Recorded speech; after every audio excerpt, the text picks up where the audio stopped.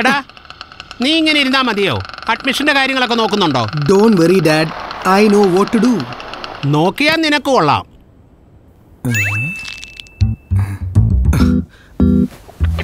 I'll be back. 963393. Hello. Hi Stella. എന്താണ് ഈ സമയത്ത്? അത് പിന്നെ അല്ല സ്റ്റെല്ല, നീ അഡ്മിഷനുള്ള ആപ്ലിക്കേഷൻ ഫോം ഒക്കെ വാങ്ങിച്ചോ?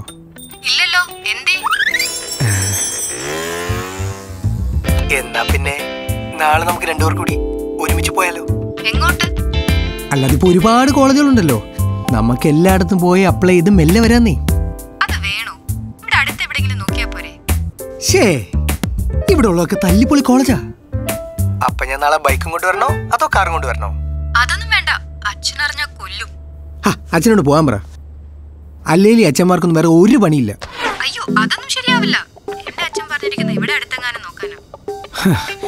എന്റെ അപ്പം പറഞ്ഞേക്കുന്ന എല്ലായിടത്തും കൊടുത്തേക്കാണ്. നിന്റെ ഏത് വകയിലെ അപ്പനാണ് അങ്ങനെ പറഞ്ഞത്? എനിക്കാകെ ഒരു ഓഹോ. അപ്പ ഫോൺ വെക്ക് മോളെ. കാലം മാറിയില്ലേ? നീ ചുമ്മാ ഇവന്റെ ഒപ്പം ഒന്നും കറങ്ങാൻ പോകണ്ട. myservicecar.com കയറി വെറുതെ ഒന്ന് സെർച്ച് ചെയ്താൽ മതി. ഏത് കോളേജിലെ അഡ്മിഷനും വീട്ടിലിരുന്ന് തന്നെ ബുക്ക് ചെയ്യാം. Oh, that's great. Thank you, uncle. Okay. Stella, അയ്യോ വെക്കല്ലേ. അപ്പാ, Don't worry my son, I also know what to do. myservicecar.com.